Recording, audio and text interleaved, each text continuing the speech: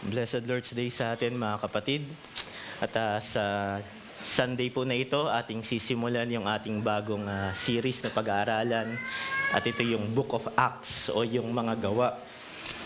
At itong Book of Acts na ito yung historical account ng birth ng church doon sa Jerusalem at yung kanyang explosion o yung progress until it reaches the uttermost part of the earth, which is by that time yung capital of Rome, at kung paano ito kinumand ng Panginoong Hesukristo. And so, kung kayo, may mga memories kayo nung bata pa kayo, mga pictures, mga alaala, the same thing sa pag-aaralan natin sa Book of Acts. Yung establishment ng church ng Panginoong Hesukristo at yung paglago nito hanggang sa buong panig ng sandaigdig.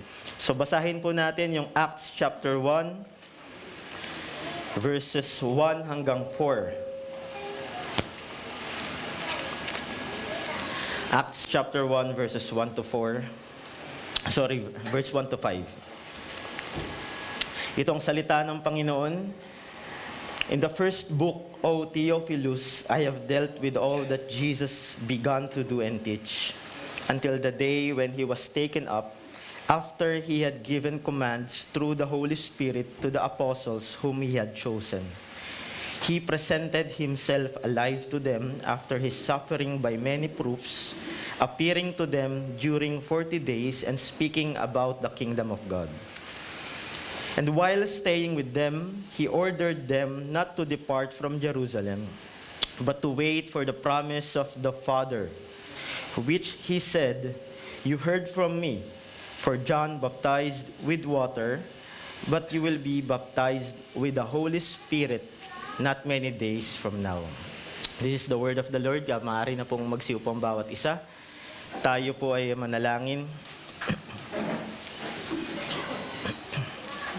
Father, salamat po sa pagkakataon muli na kami ay makadulog sa iyo sa pagsambang ito. Salamat sapagkat kami muli ay iyong kinatagpo sa pamamagitan ng iyong salita, sa pamamagitan ng iyong banal na espiritu na siyang nananahan sa iyong iglesia upang paglinawin at ipresent sa amin ng buhay ang Panginoong Hesukristo, na siya ay nagtagumpay sa kasalanan, sa kamatayan doon sa krus ng Kalbaryo, at sa kanyang pagkaluklok sa trono ng Diyos, siya ay naghahari saan mang dako, at ang iglesia ay kanyang kinakasangkapan upang ipahayag ang iyong salita. Kaya't maraming salamat sapagkat kami nagagalak na maging kabahagi ng misyon ng Ebanghelyo at kami ay natututo at lumalakas ang aming pananampalataya. Kaya't pagkalooban niyo kami, Panginoon, ng espiritu ng pagpapakumbaba sa iyong salita. Gamitin niyo ito upang lumago ang mga biyayang iyong ipinagkaloob, upang patayin ang mga kasalanan na siyang pumipinsala sa aming kabanalan at paglago sa Espiritu. At ganun din gamitin niyo ang salita ninyo upang magligtas pa ng mga makasalanan na wala pa sa Panginoong Hesukristo. At ang lahat ng kapuriang ito ay mailatag sa trono ng Panginoong Jesus. Sa Kanya lamang ang papuri. Amen. Mga kapatid, again, tayo po ay nasa series ngayon ng Acts. At maganda makita natin dito yung kalagayan ng mga una nating kapatid sa pananampalataya. Now, here sa book na ito, si Luke ay pinakita niya yung kaharian ng Panginoong Hesukristo, kung paano yung banal na espiritu ay nag-conquer and rules over all person, culture, tongues, and language. And itong author na ito ay pinapakilala, universally regarded as Luke, whose writing style closely resembles doon sa Gospel of Luke. And yung recipient ng account na ito ay isang mama na pinangalan ng sino po? Si Theophilus. Marami pong theories and suggestions regarding who this man was. Ang sabi ng iba, ito raw ay si Flavius, na isang bureaucrat during the reign of Emperor Domitian. Others believe he was Luke's professor during nag-aaral siya sa medical school. And some even suggest that the name refers to all believers. After all, yung word na Theophilus is Theo and Philo, God and love, so it means lover of God. However, personally, I believe that this letter was dedicated to a real and specific person. Now, we will see it here sa verse 1. Ang sabi ni Luke, in the first book, O Theophilus. Now, let us go to Luke chapter 1. At gusto ko munang pakita sa inyo yung parallel nito. Nung sinabi dito ni Luke, in the first book, O Theophilus, in Luke chapter 1, verse 2 to 4, just as those who from the beginning were eyewitnesses and ministers of the word have delivered them to us, it seemed good to me also, having followed all things closely for some time past, to write an orderly account for you, most excellent Theophilus, that you may have certainty concerning the things you have been taught. So dito sa Luke, nakita natin sa opening passage na ito, Luke deals with all of that doon sa Acts chapter 1 na sinasabi niya. He deals with all that Jesus began to do and teach.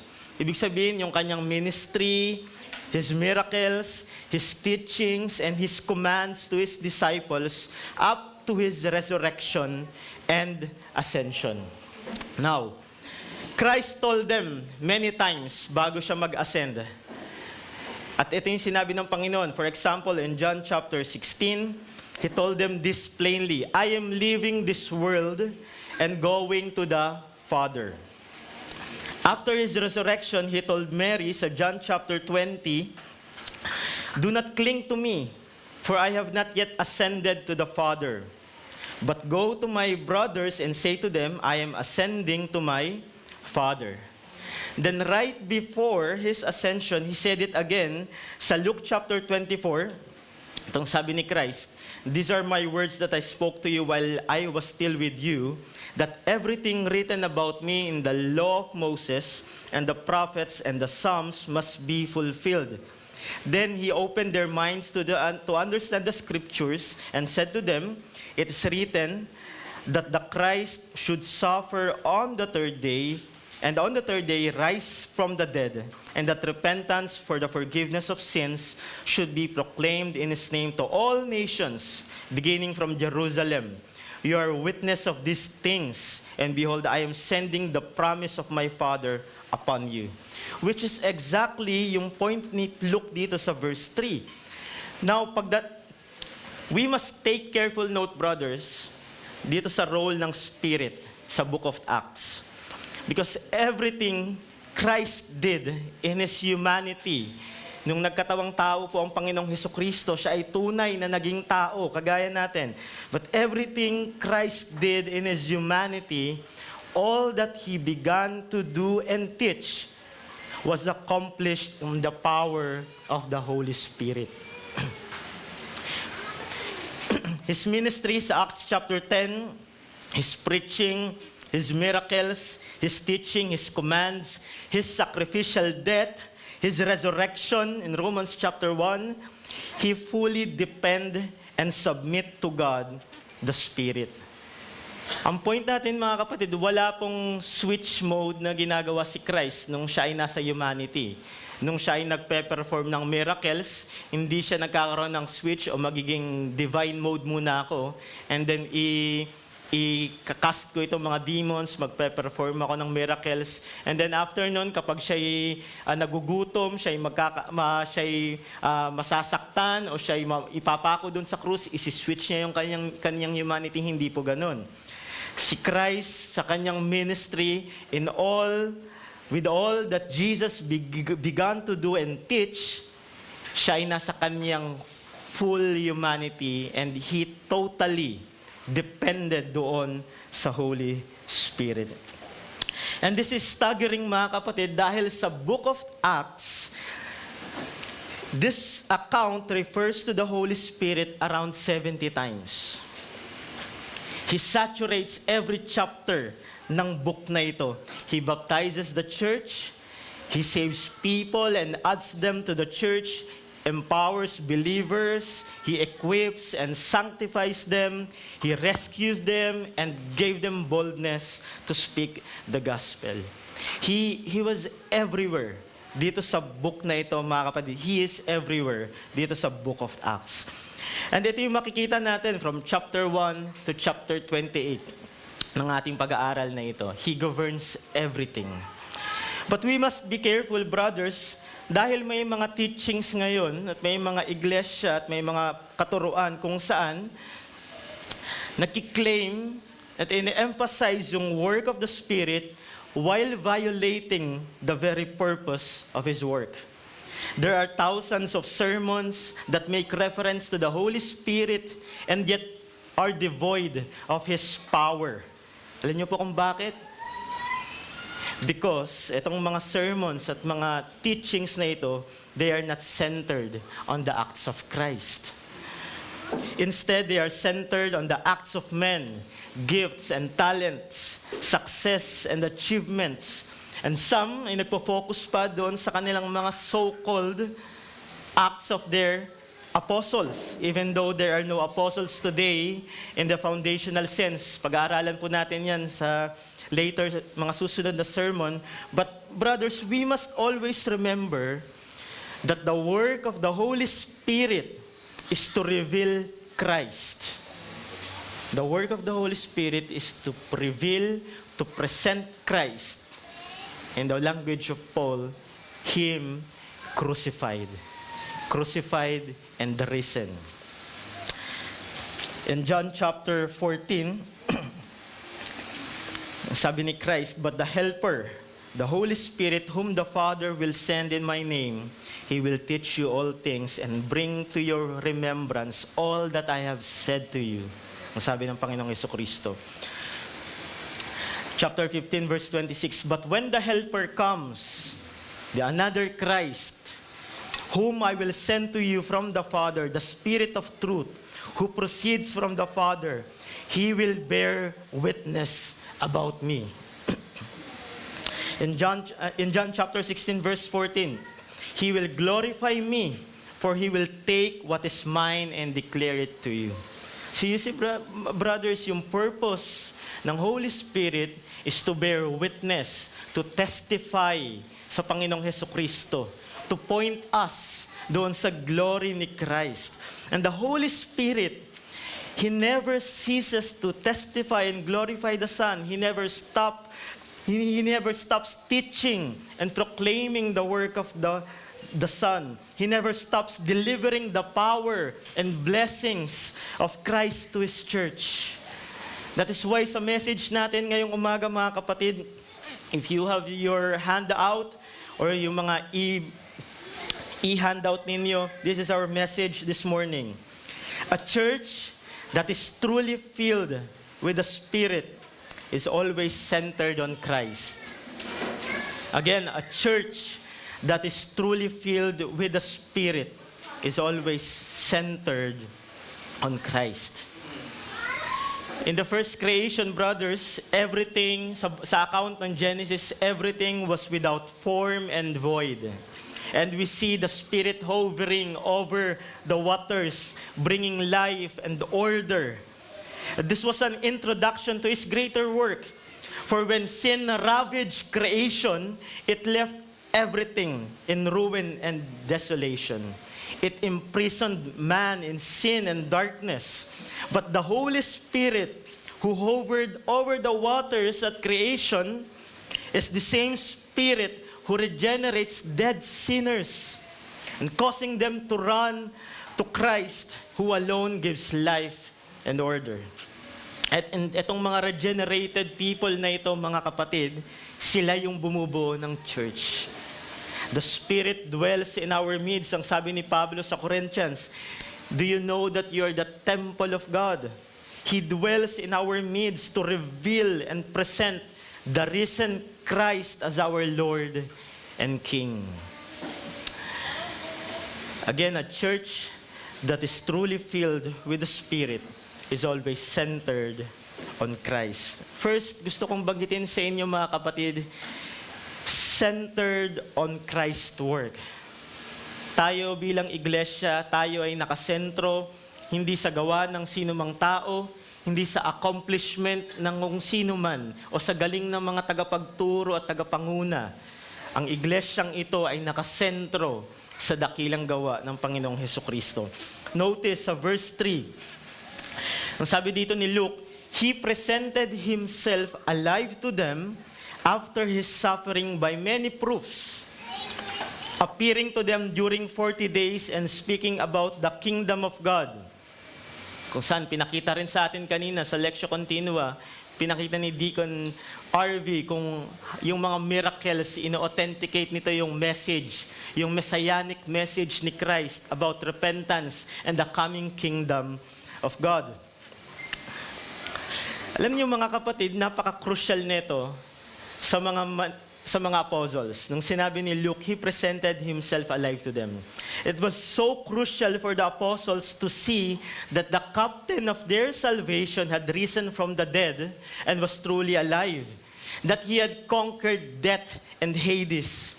If they were to proclaim that Christ is the promised Messiah who would establish the everlasting throne of David as prophesied sa Old Testament, and the Son of Man, whose dominion knows no end, then they had to witness this reality for themselves. Otherwise, sino ba magpipreach mga kapatid ng isang patay na Messiah? Kung yung pinaka-substance at yung pinaka-message ng Messiah is resurrection from the dead, eternal life, sino yung nasa tamang pag-iisip? Yung mga disciples nun, kung naglolokohan lang pala kayo nun, ang magpipreach ng isang dead Savior, a dead Messiah. Na hindi naman pala totoo yung resurrection from the dead, since Christ Himself hindi naman pala nag-resurrect. So it was crucial for the apostles to see Christ had risen from the dead and was truly alive. So Christ presented Himself alive to them after His suffering, and His resurrection confirmed the Old Testament prophecies concerning the suffering Messiah. Ito yung mga passage na gusto kong tingnan ninyo in Mark chapter 8. Ang sabi ni Christ, He began to teach them that the Son of Man must suffer many things and be killed, and after 3 days rise again. Mark chapter 9, the Son of Man is going to be delivered into the hands of man. They will kill Him, and when He is killed, after 3 days, He will rise. Central sa teaching ni Christ yung suffering. In Mark chapter 10, ito yung isa sa detailed prediction ng kanyang passion. Sabi ni Christ, the Son of Man will be delivered. They will condemn Him to death, mock Him, spit on Him, and kill Him. And after 3 days, He will rise again. Itong mga text na ito, mga kapatid, ay nagpapakita sa atin na yung theology ng suffering Messiah ay hindi bago. It was embedded in the whole system of redemptive revelation. And the way to eternal life and into the kingdom of God is through this suffering Messiah. Anong sinabi sa Isaiah chapter 53? He was pierced for our transgression. The Lord has laid on Him the iniquity of us all. And then in New Testament, ininterpret ito ni Paul in 2 Corinthians chapter 5, for our sake, He made Him to be sin who knew no sin, so that in Him we might become the righteousness of God. The problem, brothers, is hindi yung theology ng suffering. The problem is that suffering and weakness are foolishness in the eyes of men. Alam natin kung paano pinresent ng New Testament yung nature ng isang tao sa kanyang natural state. In John chapter 6, no one can come to me unless the Father who sent me draws him. In 1 Corinthians chapter 2, verse 14, the natural person does not accept the things of the Spirit. So remember this, brothers. Without a regenerated heart, without this new heart operated by the Holy Spirit, even if you saw Christ alive in the flesh, even if you witness His miracles, even if you walked with Him and ate with Him, kapag ikaw ay nananatili doon sa iyong fallen state, dead to sin, you would still betray Him or turn away from Him. In 2 Corinthians chapter 3, verse 14, listen to this. Ang sabi ni Paul concerning the Jews, "But their minds were hardened, for to this day, when they read the old covenant, that same veil remains unlifted. Because only through Christ it is taken away. Yes, to this day, whenever Moses is read, a veil lies over their hearts up until today." Kung mapakakapanood po kayo sa YouTube, may napanood ako last time, ilang Jews yung in-interview ng mga Christians at tinatanong sila kung ano yung thoughts mo about kay Jesus Christ, and many of them never heard of the Lord Jesus Christ. Many of them, hindi nila alam yung work and person ni Christ. Even, binabasa yung Isaiah 53. Even binabasa yung mga messianic prophecies about Christ, that veil still remains sa kanilang heart hanggang sa ngayon. And verse 16, anong sabi doon? So again sa 2 Corinthians chapter 3, verse 16, "But when one turns to the Lord, the veil is removed. Now the Lord is the Spirit, and where the Spirit of the Lord is, there is freedom. And we all with unveiled face," mga believers, mga Kristiyano, with unveiled face, beholding the glory of the Lord, are being transformed into the same image from one degree of glory to another. For this comes from the Lord, who is the Spirit. Who turns us to Christ, who removes the veil so that we may behold the glory of the Lord, who gives us freedom and transforms us from one degree of glory to another. Anong sabi ni Pablo? It is God, the Holy Spirit. Ano yung gusto kong ipunto dito, mga kapatid? The powerful work of the Spirit, yung kanyang dakilang gawa, ito ay hindi hiwalay sa pagpapangaral o sa preaching na si Kristo is yung crucified Savior and the risen Lord. That is why crucial ito nung piniresent ni Christ yung kanyang sarili as risen Savior sa mga disciples na ito. Dahil yung kanilang bibit-biting mensahe ay yung kanilang tagapagligtas, kanilang Panginoon na kinonquer yung death and Hades. And so meron silang boldness to speak the gospel because first-hand na witness nila ito. And sinasabi ko sa inyo mga kapatid, first-hand, pinapakita sa atin ito ni Christ visibly, naririnig natin, hindi lamang sa Lord's table, kundi every Lord's day, pinapresent ni Christ yung kanyang sarili ng buhay sa atin. And His Spirit, ine-empower tayo, binibigyan tayo ng boldness to preach this risen Lord, this glorified Christ. The Spirit removes man-made and man-centered theology and the worship. Kung isang tao ang mangunguna sa kanyang theology at sa kanyang worship and rooted ito sa kanyang dead state, sa kanyang sinful state, hindi malayo na makita natin yung chaos sa kung paano nakita natin ito doon sa Genesis 1.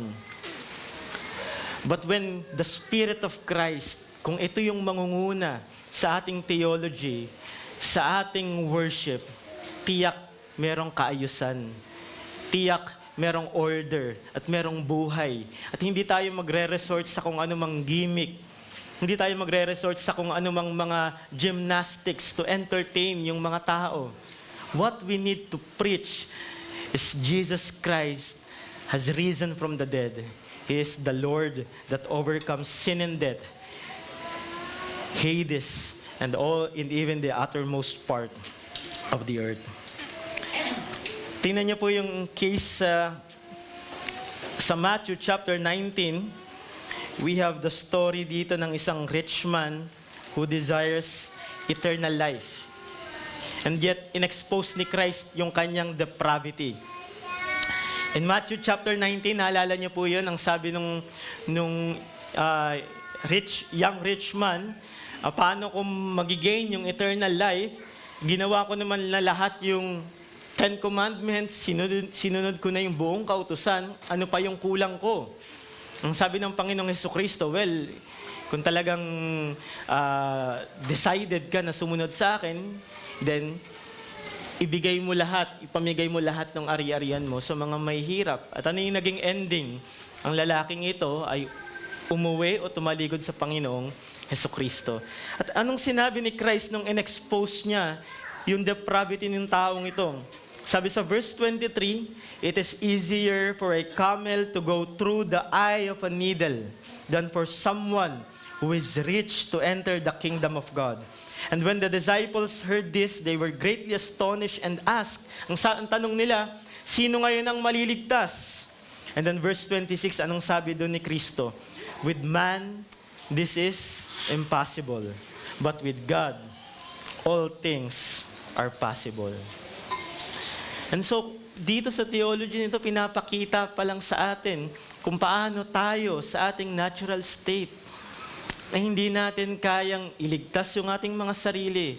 Kaya ako sinabi kanina sa inyo that even when Christ presented Himself alive sa isang tao, kung siya'y mananatili sa kanyang patay na kondisyon, iti-take for granted niya lang yung truth na iyon. Anong sabi nung isang rich man kay Lazarus o kay Abraham? Baka pwedeng mag-send, makabalik ako diyan at sabihan ko yung aking mga kaanak about sa kung anong nangyayari dito. Anong sabi sa kanya? Sapat na ang pangangaral ng salita ng Panginoon. Dahil even ang tao ay makakita ng mga miracles, even ang mga tao, nagkakandarap ang mga tao sa mga miracles, and yet hindi yun nagpuproduce ng tunay na kaligtasan at takot sa Diyos. Tanging ang banal na Espiritu lamang ang may kakayanan na gumawa nito. In Ezekiel chapter 36, ang sabi dito, I will sprinkle clean water on you, I will give you a new heart, a new spirit I will put within you, and I will put my spirit to cause you to walk in my statutes. Dito sa Ezekiel chapter 36, over and over, ang sabi ng Panginoon, I will give you a new heart. I will put my spirit within you. I will cause you to walk in my statutes. Pinapakita dito sa atin yung sovereign work ng banal na Espiritu in removing yung heart of stone and giving us a heart of flesh that is willing to forsake everything for the sake of pleasing God. Isang bagay na hindi nagawa nung young rich man na iyon. So when Christ when Christ presented Himself alive sa mga disciples na ito, dun sa verse 3, when Christ presented Himself alive to them after His suffering, the disciples saw far more than the visible reality before them. Kumbaga, hindi lamang isang Kristo yung nakita nila na nabuhay magmuli, kundi they were witnessing Jesus as Yahweh. They were witnessing Jesus, the covenant Lord, fulfilling the redemptive, eternal plan of God from the beginning. So, ang nakita nila, hindi lamang isang tao na muling nabuhay, kundi nakita nila yung Diyos mismo. Christ is Yahweh. He is the covenant Lord. And I believe ito yung part na kung ano yung tinuturo sa kanila ng Panginoong Hesukristo during those 40 days. And I believe this is also dapat parte ng bawat iglesia sa kanilang pagtuturo. Hindi natin dapat inaalis sa ating pagtuturo yung natapos na gawa ng Panginoong Hesukristo. Kung bakit lagi nyo naririnig ito sa bawat preaching o sa bawat pangangaral, na nandoon lagi, nakasentro lagi ito sa natapos na gawa ng Panginoong Hesukristo. And so gusto kong maging hamon sa inyo ito, mga kapatid. that let us continue preaching the work of Christ and making Him visibly known through our fellowship with one another. Again, continue preaching faithfully the work of Christ and making Him visibly known through our fellowship with one another. Maganda itong case sa Luke chapter 24, nung nag-appear si Christ sa kanyang mga disciples.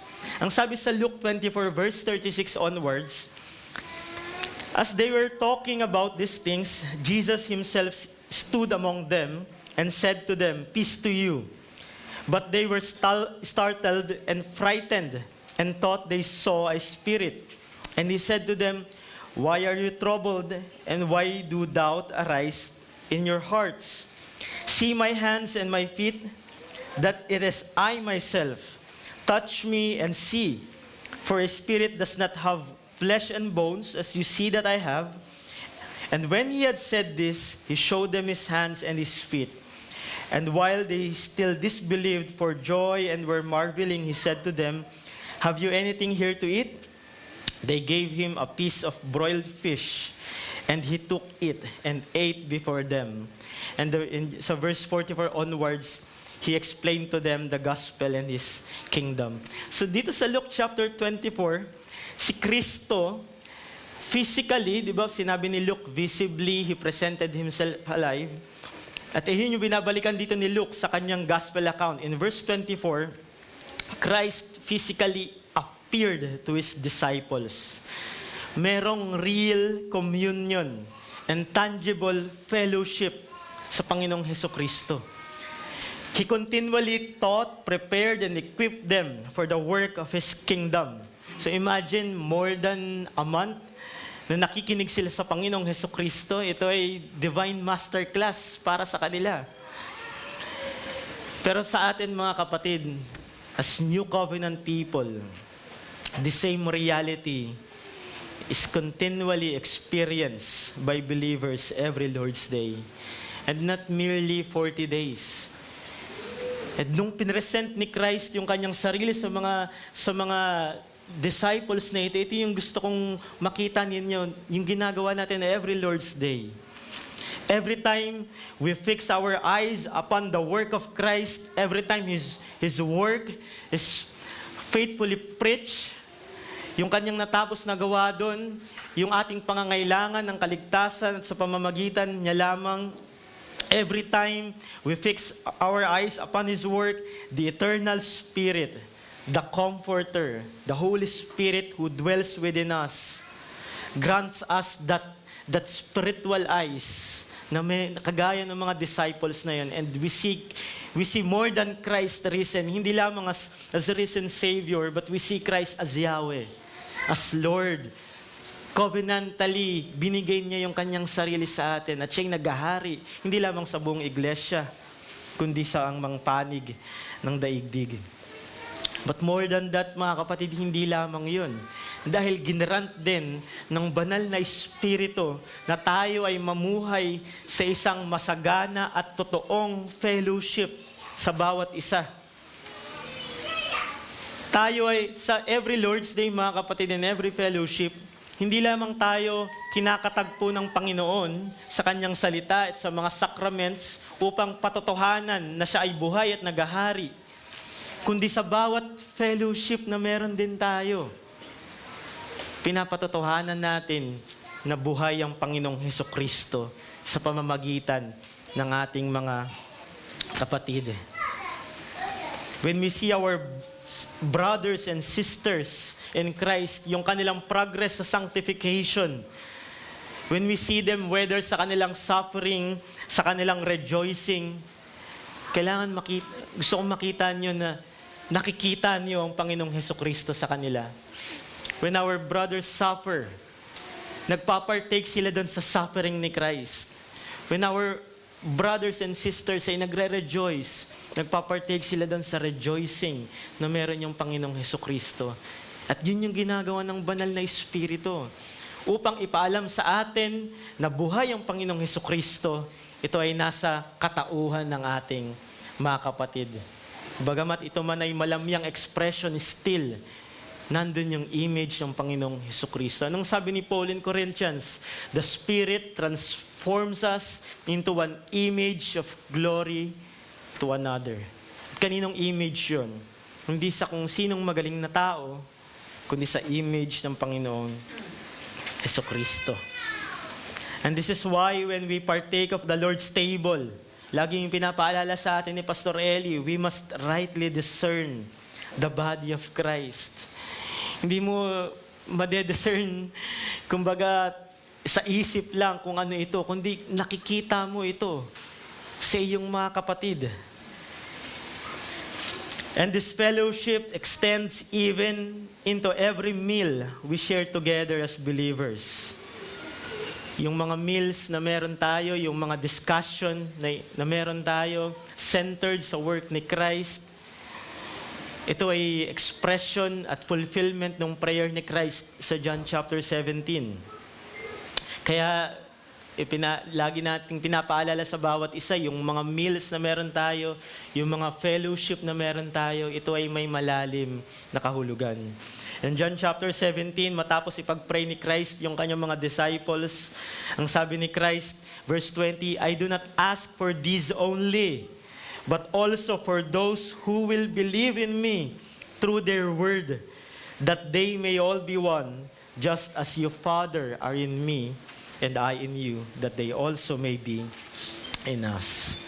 So brothers, yung presentation that Christ really resurrected, risen from the dead, yung presentation na ito ay nakikita every time we intentionally have fellowship with one another. Every time we intentionally remind one another of the gospel.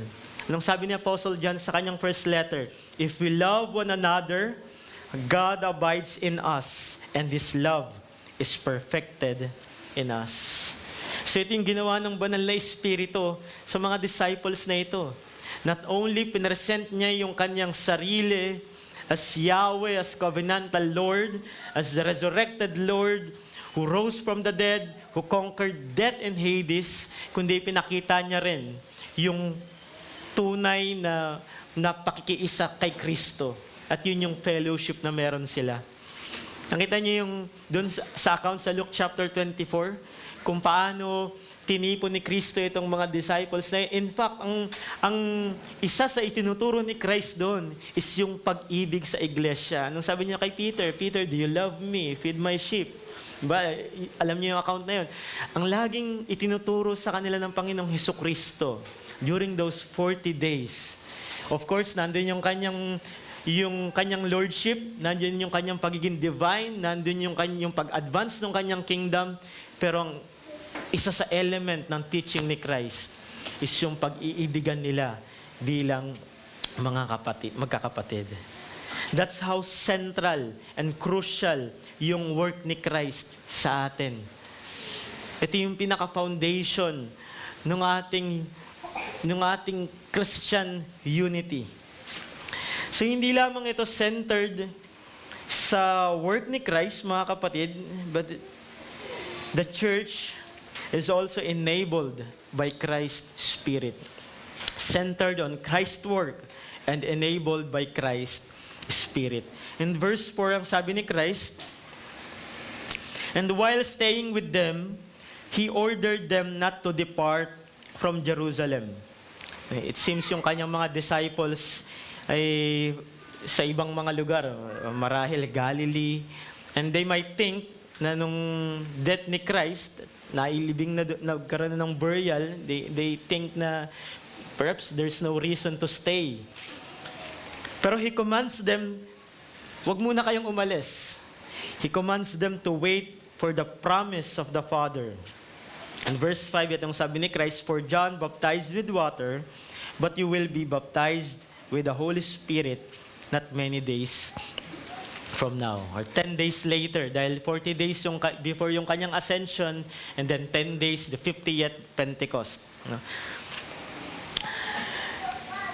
Yung proper way para i-interpret ito, mga kapatid, yung baptism of the Holy Spirit, maraming discussion surrounding this text.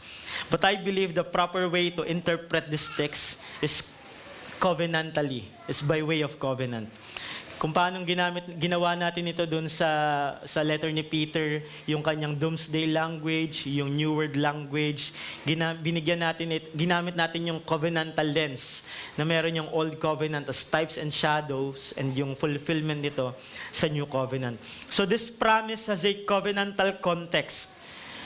It was foreshadowed in the Old Covenant and fulfilled in Christ under the New Covenant.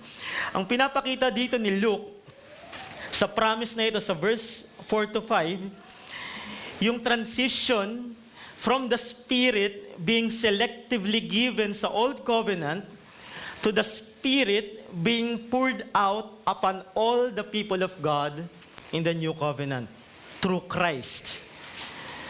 Kaya makikita nyo dito yung language ng baptism of the Spirit, simply ganito. It is the inclusion of Jews and Gentiles into one body of the Lord Jesus Christ. That's the covenantal context ng baptism of the Holy Spirit.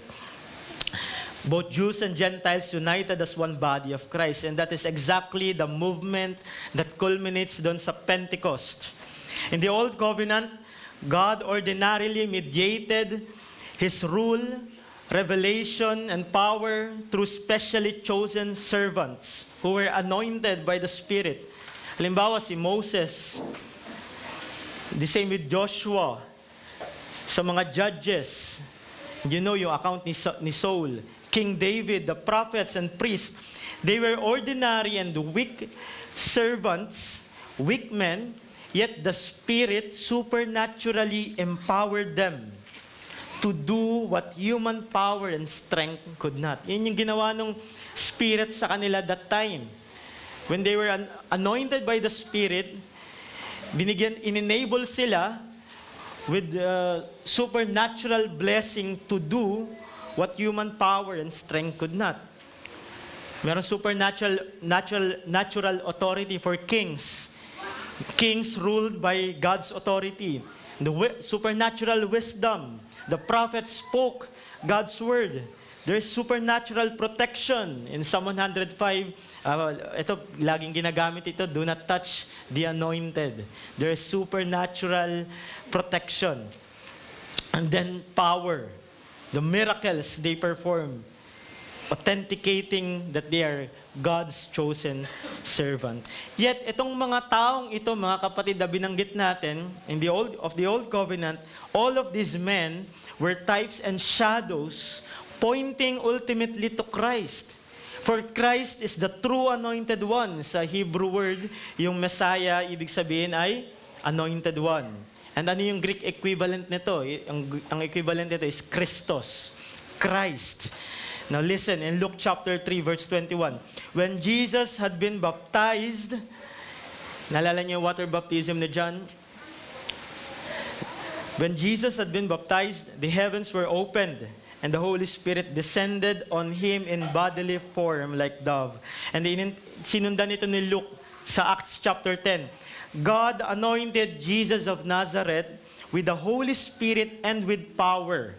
And ano yung sumunod? He went about doing good and healing all who were oppressed by the devil, for God was with Him. Ito yung trajectory ng history ng redemptive revelation. Dito ito nagmo-move sa reality na ito. That Christ is the true anointed one. He is the Messiah. He is the Christ. In the Old Testament, yung mga tao na binanggit natin kanina, somehow they function as little Christ. The little anointed ones. Until God reveals the Christos, the anointed one. Yung binanggit dito ni Luke sa verse 5, for John baptized with water, but you will be baptized with the Holy Spirit not many days from now, nung sinabi ng Panginoong Jesucristo. Although hindi pa natin tatalakayin ito, this is Acts chapter 2, pero basahin natin. In Acts chapter 2, verse 16 onwards, but this is what was uttered through the prophet Joel.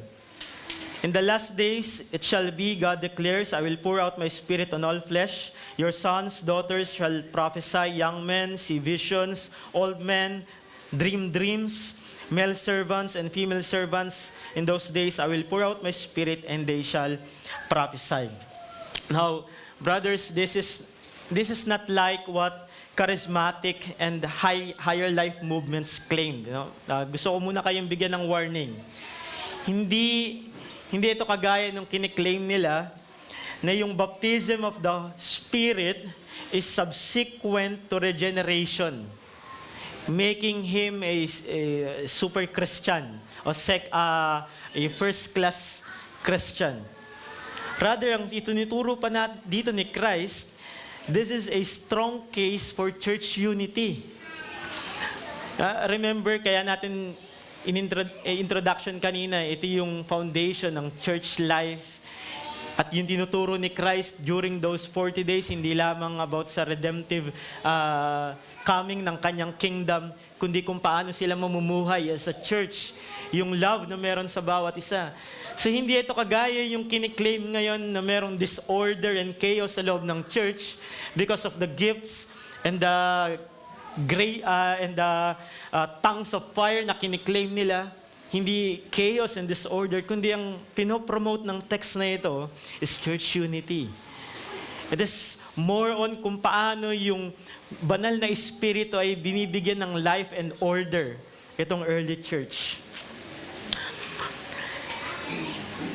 Let's go to Matthew chapter verse 11. Ang sabi dito, I baptize you with water for repentance, but he who is coming after me is mightier than I, whose sandals I am not worthy to carry. He will baptize you with the Holy Spirit and fire. Now, notice, si Christ yung nagpe-perform. It is Christ who performs Spirit baptism and fire. Na nadaanan natin ito sa letter ni Peter, it signifies purification and judgment associated with the coming day of the Lord. Alala niyo yung Joel 2, nadaanan din natin yon na merong twofold meaning o merong twofold sense yung coming of the Lord doon sa Joel 2. It is in the sense ng purification, redemption, and judgment. Now, Prophet Joel is looking to the new covenant reality where the Lord will pour out His Spirit. And the ground nitong Spirit baptism, kagaya ng point natin kanina, the ground nitong Spirit baptism, ng Pentecost, is Christ person and His work. Christ person as divine, as Yahweh. In Romans chapter 1, ang sabi doon ni Paul, resurrected through the power of the Holy Spirit. In Daniel chapter 7, He is the Son of Man who ascended doon sa Ancient of Days, and dominion and authority was given to Him. It is Christ person as Yahweh and His work, His purification and judgment. Saan natin makikita ito? In Acts chapter 2, yung binasa natin kanina, doon sa account na yun, ang report doon ni Luke, is yung mga Jews, when the gospel was preached to them, they were cut to the heart and turned to Christ. The same in chapter 10, when the Holy Spirit was poured dito sa mga Gentiles, they started praising God at Caesarea. And what follows is this: they are empowered by the Spirit to proclaim the victory and salvation of Jesus Christ. Now, all believers, pakinggan niyo po ito mga kapatid, sa pagkakataong ito, lahat ngayon ng mga mananampalataya ay nag-participate doon sa Spirit baptism because of their union with Christ. They are now the little Christ of the new covenant, the Christians. Hindi ibig sabihin ngayon, kung sasabihin natin na nagpa-participate tayo doon, hindi ibig sabihin na magkakaroon tayo ng tongues of fire at kung magsasalita tayo ng mga language na hindi natin alam or kung merong mga ibang mag-interpret. Well, later, sa mga next na sermon, i-argue natin na as a strong cessationist, is merong kinalaman yung finality ng Scripture. Dahil yung mga bagay at yung mga truths na pinoproclaim nila doon through tongues of fire, through the Spirit, ay hindi bago. At itong lahat ng ito ay nakasulat sa salita ng Panginoon. Now again, balikan natin yung point.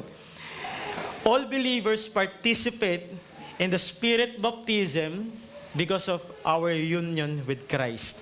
And because all believers are united to Christ as one body, through one Spirit, unity is not optional.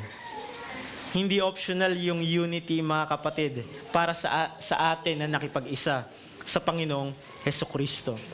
Tingnan niyo yung sabi ni Paul regarding sa work ng Spirit and sa ating unity. Ang sabi ni Paul sa Ephesians chapter 4, I, therefore, a prisoner for the Lord, urge you to walk in a manner worthy of the calling to which you have been called, with all humility and gentleness, with patience, bearing with one another in love, eager to maintain the unity of the Spirit and the bond of peace. There is one body and one Spirit. In 1 Corinthians chapter 12, for in one Spirit we were all baptized in one body, Jews or Greeks. Ito yung sinabanggit natin kanina na covenantal context ng baptism of the Spirit. It is one body, one Spirit who baptized both Jews and Gentiles, slaves or free, and all were made to drink of one Spirit.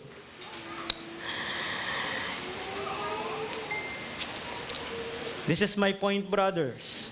If you are a new covenant believer, you are immediately ushered into this reality.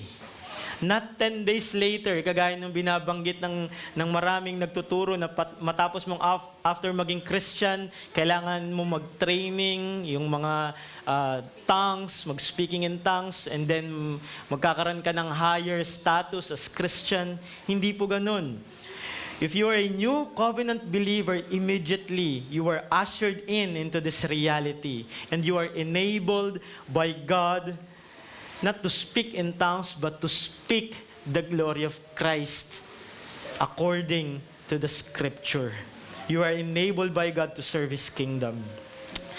So yung death ni Christ, yung kanyang resurrection, yung kanyang outpouring of the Spirit, which is doon sa transition ng church, is merong installment, but after that, sa finality ng Scripture at sa New Covenant churches ngayon, yung mga event na yon ay all-in-one na tinatanggap ng mga mananampalataya.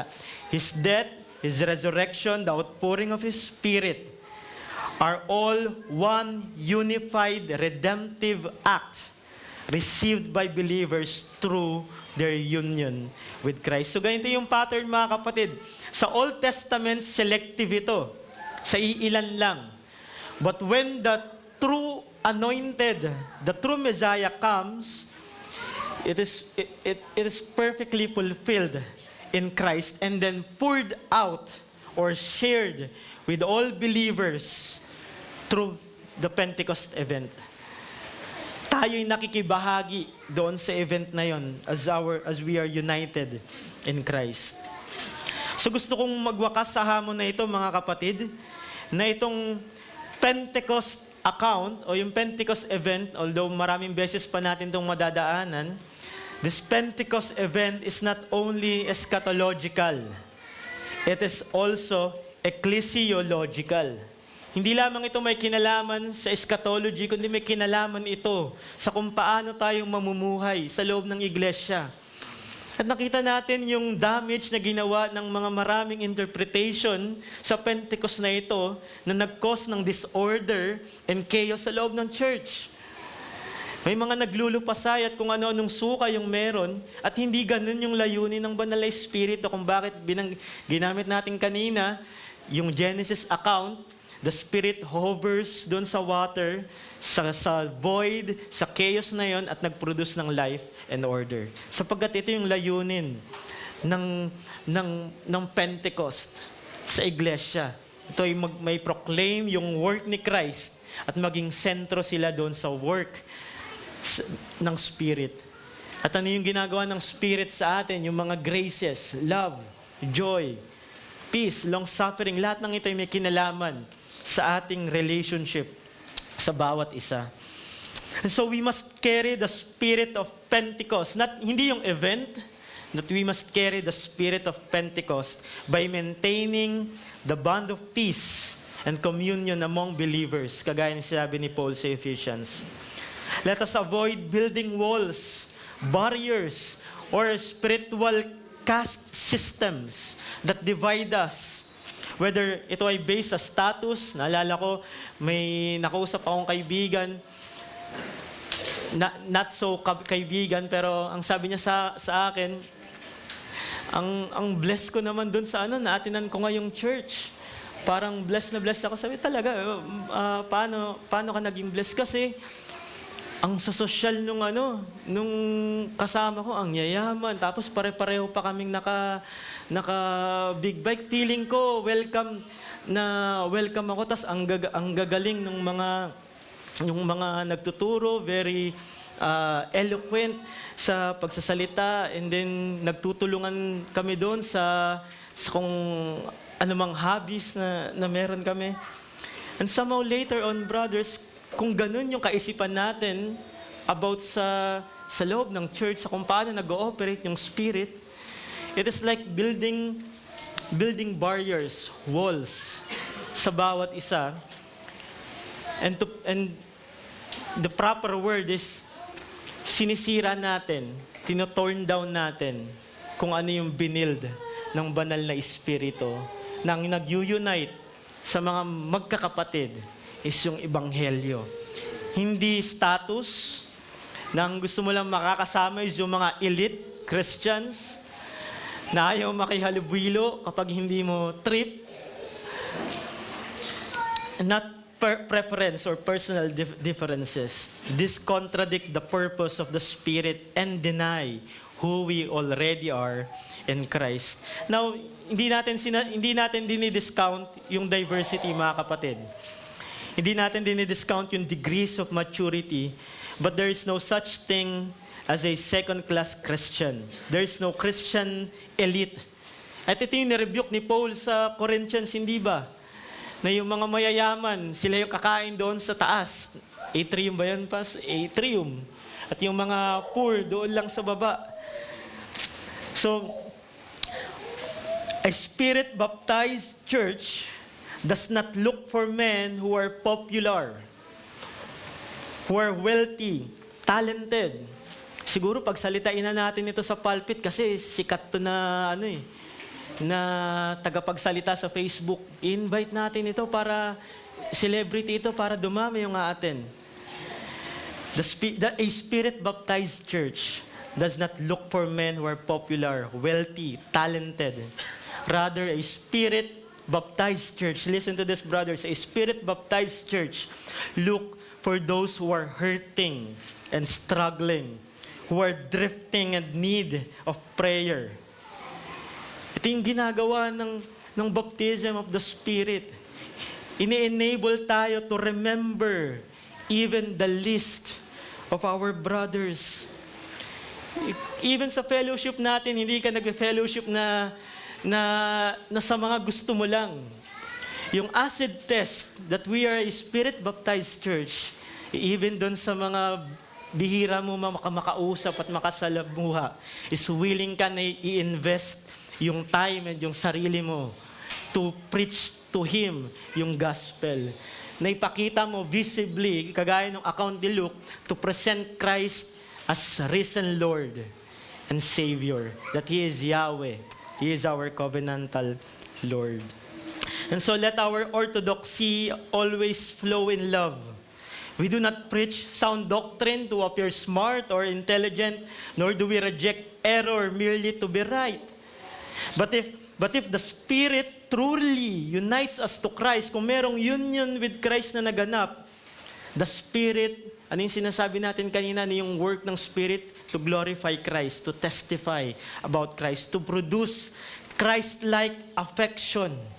Yun yung gagawin ng Spirito sa atin. He will produce Christ-like affection, tenderness, patience, and love for the good of the body. So, kung mababasa niyo po yung ating endnote dyan sa inyong mga handout, you can read it with me. A church grounded on Christ's work and united by love is the visible expression of our Spirit baptism. A church grounded on Christ's work and united by love, that, brothers, is yung visible expression of our spirit baptism. That we are truly united doon sa event na iyon. Because the eternal spirit is working up today sa buhay ng mga mananampalataya. Tayo po ay manalangin, mga kapatid. Panginoon, kami po ay lubos na nagpapasalamat sapagkat binigyan ninyo ng kaayusan ang aming buhay Kristiyano. Hindi nyo kami hinayaan na mangapa, bagkus nandyan palagi ang iyong banal na Espiritu at ang iyong salita na kailanman hindi nagbabago at hindi nagkakamali ay siyang bitbit nito at ipinapangaral sa amin. Salamat dahil lahat din ng meron kami bilang Kristiyano, yung pag-ibig namin, yung aming patience, yung aming long-suffering, lahat ng mga graces na ito na binunga ng banal na Espiritu.